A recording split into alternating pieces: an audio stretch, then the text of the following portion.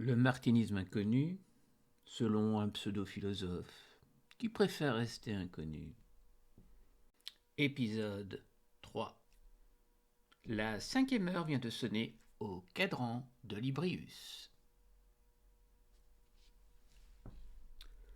La 5e heure vient de sonner au cadran de Librius. Au détour d'un passage par la salle de bain, les idées qui m'accompagnaient lors de ma promenade d'hier m'ont rattrapé. J'étais resté avec cette vision.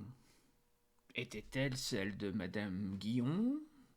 Ou, si j'avais bien compris, l'écho de l'homme, tel l'eau qui va du torrent à la mer, qui doit se dissoudre, se disperser, pour fusionner. Mais pas avec la mer. Mais l'âme de l'humain doit fusionner avec Dieu. Spinoza s'est soudain joint à la conversation. Hélas, pour moi, plus de Dieu, mais une nature avec tout son panthéisme. Puis, voilà Dieu, qui n'est plus là. Car malheureusement, lui aussi s'est dissous au fil de ma raison. J'ai perdu un compagnon de discussion, un accompagnateur de prière, et je cherche dialogue avec la nature. Et voilà qu'après Dieu, le démon fait son apparition, puis sa disparition, puisque si pas de Dieu, pas de démon. Le démon ou mon démon ou mes démons, le bien et le mal, la nuance a-t-elle un sens? Oui, pour le comportement de l'homme, véritablement et indubitablement. Pourtant, ce bien, ce mal, n'est-ce pas en soi un dualisme illusoire? Je me souviens d'une petite histoire de mon enfance. Une jeune fille devait aider l'âme d'un revenant à accomplir une bonne action. L'homme avait réussi à faire livrer un piano à un pauvre enfant qui ne pouvait s'entraîner, et dont les parents se désolaient de ne pouvoir l'aider à développer son amour pour la musique. Sauf que, malheureusement, notre revenant n'avait pas vu que le gamin n'était pas vraiment intéressé par la musique, mais passionné de mathématiques. Passion que ses parents n'appréciaient guère. En livrant le piano, il l'avait éloigné de son véritable amour, les mathématiques. Cette bonne action n'en était donc pas vraiment une. Ainsi, ce qui fait du bien et ce qui fait du mal peut être la même chose. Et voilà que le père Maurice revient avec son explication de la Genèse, selon laquelle Adam et Ève avaient été chassés du paradis terrestre et n'auraient pas dû goûter à l'arbre de la connaissance du bien et du mal.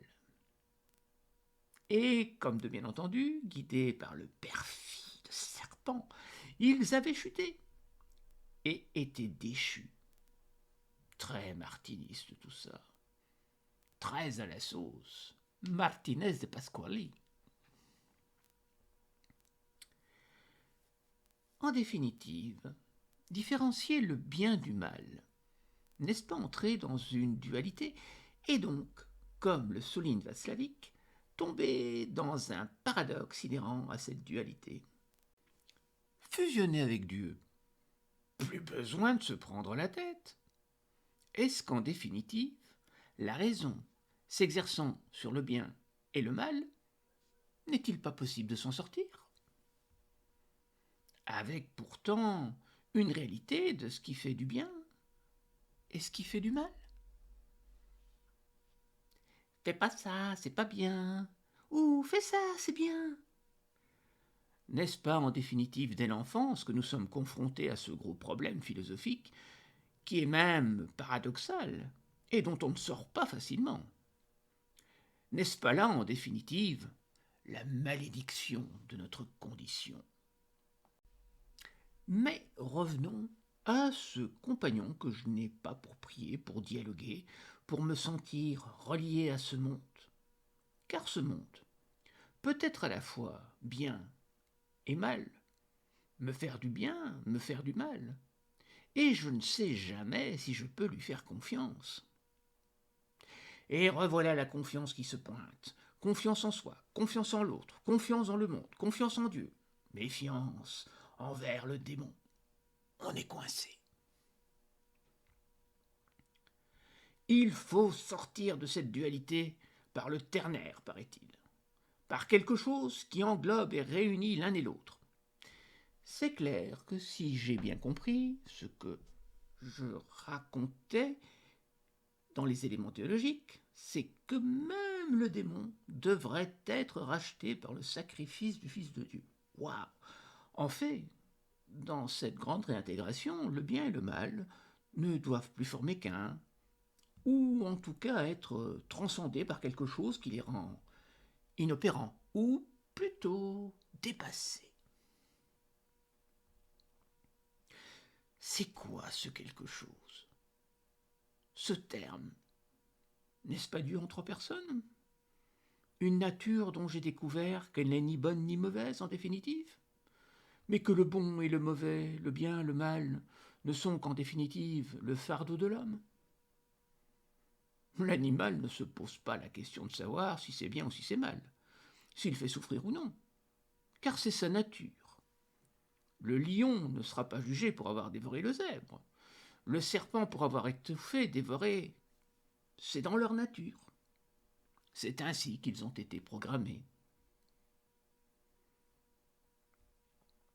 Mais il semble que ce chaos, cette nécessité de s'entre-dévorer, soit liée à la faute de l'homme et à sa chute.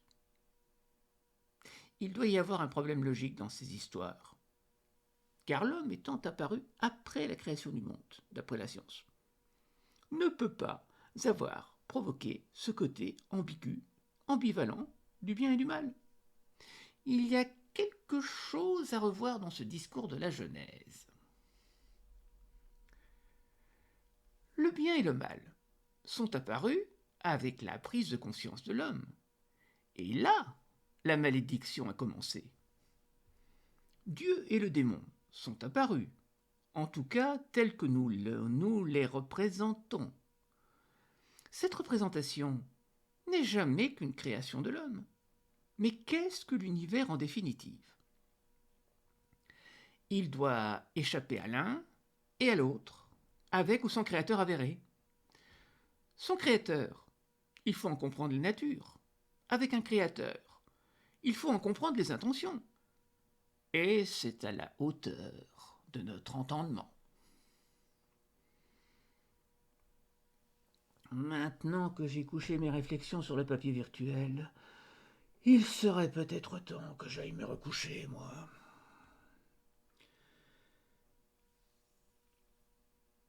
10 heures. Je prends mon petit déjeuner. J'ai inévitablement dormi plus longtemps que prévu. Heureusement, c'est dimanche. Avant de descendre, j'ai rapidement griffonné sur un bout de papier, entre guillemets, mythe fondateur. En dégustant mon repas, je me demande pourquoi cette idée a germé dans mon esprit après tout le flot de pensées précédentes. Je me remémore soudainement ces croyances religieuses qui, en définitive, n'ont pas leur place dans ce système rationnel. C'est alors que je réalise que le mythe fondateur pourrait être une approche rationnelle pour aborder tous ces aspects allégoriques et mythologiques. Fondamentalement irrationnels, et pour extraire la symbolique qu'il recèle. C'est alors que je reviens au mythe fondateur du martinisme, qui est d'ailleurs directement lié à la Genèse.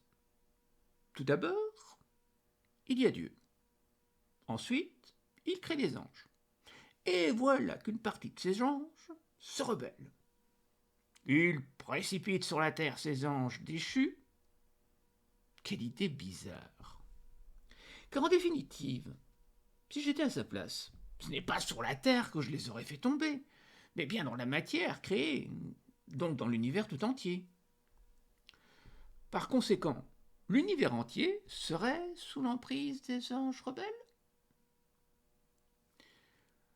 Remarquons que nous sommes confrontés ici à 2 ou même 3 entités capables de penser et d'agir. Nous ne sommes pas en présence de quelque chose qui serait un automatisme inconscient. Comme si cela ne suffisait pas, non content d'avoir engendré des esprits, Dieu se met en tête de créer l'homme. Mais pour cela, il a besoin d'un support et d'un monde vivant tout autour. Nous savons que nous sommes issus de ce monde vivant, lui-même provenant de ce support qu'est la matière, et donc de l'univers tout entier. Mon martinisme endormi semble avoir été réveillé et requiert de trouver l'interrupteur qui lui rendra la lumière. Ma connaissance de Martinez de Pasquali n'étant pas suffisante, je vais faire appel à ChatGPT 4, qui va être mobilisé pour m'aider à démêler tout cela. Lui sera plus clair. Pour ceux qui ne sont pas familiers, Martinez de Pasquali, 1700-1774, était un théosophe et mystique français, ainsi qu'un maître maçon qui a fondé l'ordre des chevaliers maçonniques et Cohen de l'univers. Son œuvre principale est le traité de la réintégration des êtres, présente sa philosophie et sa théologie. Le traité parle essentiellement de la chute de l'humanité dans le monde matériel, de la perte de sa connaissance et de son pouvoir spirituel, et de la façon dont l'humanité peut être réintégrée ou restaurée à son état originel divin. Dans ce contexte, réintégration signifie retour à l'unité originelle, la réunion avec la source divine, le retour à la perfection et à l'harmonie initiale, avant la chute. Ce concept est similaire à celui de rédemption ou de salut dans certaines traditions en religion. Comme le dit ChatGPT, c'est un travail dense et complexe, riche en symbolisme et en philosophie ésotérique. Je demande à l'intelligence artificielle la description que fait Martinez de la création, puis de la rébellion des anges jusqu'à la chute de l'homme, est-elle similaire à celle que nous en donne habituellement la Bible, puisque son traité semble issu d'un midrash et que nous sommes plutôt dans le contexte d'écrit et d'une tradition hébraïque? Réponse. Martinez de Pasquali, dans son traité de la réintégration des êtres, utilise effectivement la structure narrative de la Bible, notamment du livre de la Genèse, mais il y ajoute des éléments provenant de diverses traditions mystiques et ésotériques, y compris la Kabbale juive, et d'autres traditions mystiques chrétiennes. Il s'agit donc d'une interprétation plutôt unique de ces récits. Le récit de la création de Martinez de Pasquali est différent de celui de la Genèse dans la mesure où il insiste sur l'existence d'un état préexistant de perfection spirituelle. Selon Pasquali, avant la création du monde matériel, les êtres humains existaient déjà dans un état de pureté et d'union avec le divin. C'est un concept qui n'est pas explicitement présent dans la Bible, mais qui se retrouve dans certaines traditions mystiques et gnostiques. La chute des anges est également traitée de manière distinctive. Selon Pasquali, cette rébellion n'était pas simplement un acte de désobéissance, mais une tentative de ces anges de s'approprier les pouvoirs de la divinité. En conséquence, ces anges déchus ont été bannis dans le monde matériel, un lieu de limitation et de restriction par rapport à la plénitude divine. Le péché originel, la chute de l'homme, est également interprété de manière unique pour Pasquali, le péché originel n'était pas simplement une désobéissance, mais un oubli de notre nature divine et spirituelle. Cette chute est liée à notre immersion dans le monde matériel et à notre déconnexion avec la source divine. Voici une chronologie simplifiée des événements du traité de la réintégration des êtres de Martinez de Pasquali. 1. Création originelle. Au tout début, Dieu, ou le principe divin, existait en parfaite harmonie. Les êtres humains, ou plutôt les esprits qui allaient devenir des êtres humains, existaient également dans cet état d'unité avec le divin, en tant que créatures spirituelles pures. 2. La rébellion des anges. Un certain nombre d'anges, dirigés par celui qui deviendrait le diable ou Satan, se rebellèrent contre Dieu. Cette rébellion fut motivée par leur désir de s'approprier le pouvoir divin. Ils furent alors bannis et tombèrent dans le monde matériel.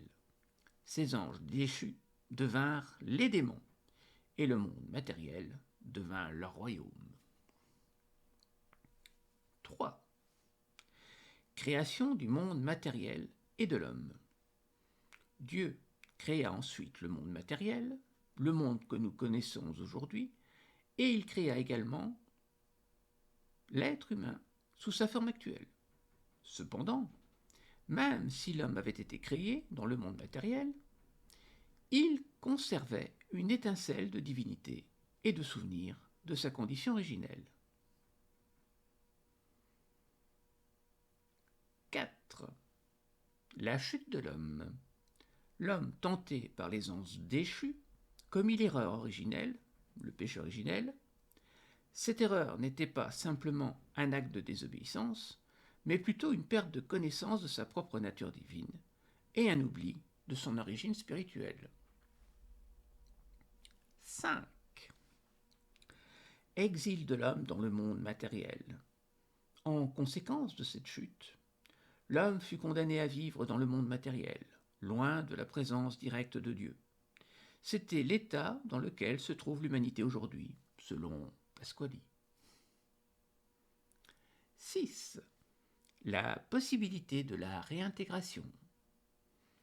Cependant, Pasquali croit que l'humanité a la possibilité de retrouver son état originel de perfection spirituelle par le processus de la réintégration.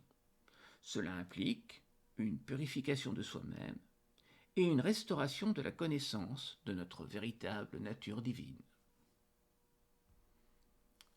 En somme, bien que Pasquali utilise la structure de la Genèse, ses interprétations et ajouts à ses récits montrent une influence substantielle de diverses traditions mystiques et ésotériques. Son travail n'est pas une simple répétition de la Genèse, mais une relecture, une reformulation de ses récits à la lumière de sa propre philosophie théosophique. Après avoir interrogé l'intelligence artificielle sur Martinez de Pasquali, je me trouve devant un dilemme. D'un côté, le bien et le mal sont présentés comme une illusion de dualité transcendée par une autre réalité. De l'autre, une nature divine qui serait en l'homme et qui l'aurait oublié. Est-ce que ces deux visions sont cohérentes? Question à ChatGPT 4. Après avoir lu ta réponse, je me trouve devant un dilemme. D'un côté, le bien et le mal existent en dualité, mais cette dualité serait une illusion transcendée par une autre réalité liée au ternaire. De l'autre, une nature divine serait présente en l'homme et serait oubliée. Est-ce que ces systèmes d'explication sont cohérents ou se contredisent-ils? Réponse. C'est une question très profonde et complexe, car elle touche à l'une des plus grandes énigmes de la philosophie et de la spiritualité. Dans la pensée de Martinez de Pasquali, comme dans beaucoup de systèmes spirituels, les concepts de dualité bien-mal, spirituel, matériel, et de divinité inhérente à l'homme ne sont pas nécessairement contradictoires, mais font partie d'un système plus large de compréhension de l'univers et de la nature humaine. 1. Dualité. La dualité bien-mal, spirituel-matériel, est une caractéristique du monde dans lequel nous vivons actuellement, selon Pasquali. Elle est une conséquence de la chute des anges et de l'homme. Dans ce système, le bien et le mal ne sont pas absolus, mais sont relatifs à notre état actuel d'existence. Ils représentent différents aspects de notre expérience dans le monde matériel. 2. Divinité inhérente. En même temps, Pasquali soutient que chaque être humain porte en lui une étincelle de divinité, un souvenir de notre état original de perfection spirituelle. C'est cette étincelle qui nous donne la capacité de transcender la dualité et de revenir à l'unité dans le divin. Dans ce sens, la dualité n'est pas une fin en soi, mais plutôt une étape sur le chemin de notre réintégration. 3. Transcendance de la dualité. Selon Pasquali, la réintégration ou le retour à notre état original de perfection spirituelle implique une transcendance de la dualité. Cela ne signifie pas nier ou ignorer la dualité, mais plutôt la dépasser en reconnaissant notre véritable nature divine. C'est dans ce sens que la dualité peut être vue comme une illusion, non pas au sens où elle n'est pas réelle, mais au sens où elle n'est pas la vérité ultime de notre être. En conclusion, ces systèmes ne se contredisent pas nécessairement, mais font partie d'une vision plus large de la réalité et de la condition humaine. Ils représentent différents aspects de notre expérience et différents stades de notre voyage spirituel.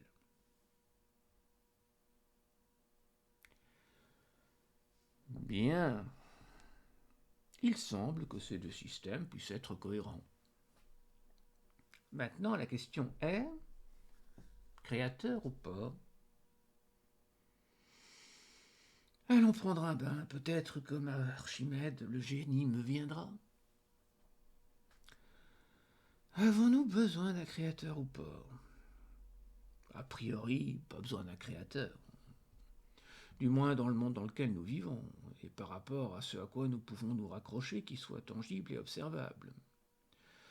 Le mythe des grandes religions fondatrices ne vaut pas plus qu'un mythe tribal perdu quelque part au fond de la steppe asiatique, ou de la toundra, ou du désert du Gobi, du Sahara, de l'Australie, ou du désert de l'Atacama.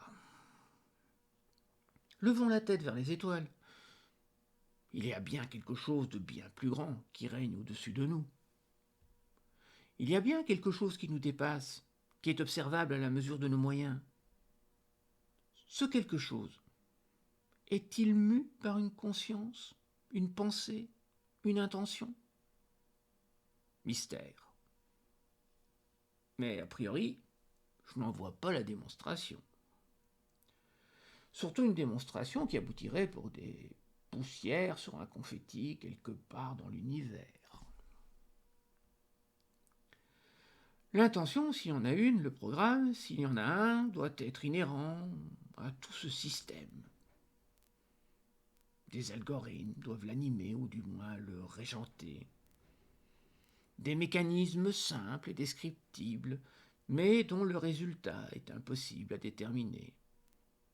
Le résultat est impossible à prédire sur le long terme. Voilà la réalité. Séchons-nous et allons vite écrire tout cela avant que les idées ne filent à l'anglaise. Et si je me penche sur le mythe fondateur qui voyage, sur les mécanismes de pouvoir qui ont l'air de s'être animés dans cette tragédie cosmique, un bloc qui se divise en deux blocs, des tentatives de réunification qui finissent en division encore plus forte, tout semble vouloir tourner autour de la fragmentation, la réunification, la multiplication et l'élimination.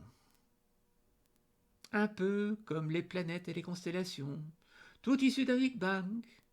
Donc une grande fragmentation et multiplication avec des regroupements. Les planètes, les étoiles, et tout ce système vit et meurt à son échelle, se rassemble et se disloque au rythme de l'univers et de ses lois. Voilà que Spinoza s'invite de nouveau à la table, puis Grégory Bateson et Václavic repointent le bout de leur nez. En fait, cet univers est cybernétique, me dirais-je, avec Gregory Bateson.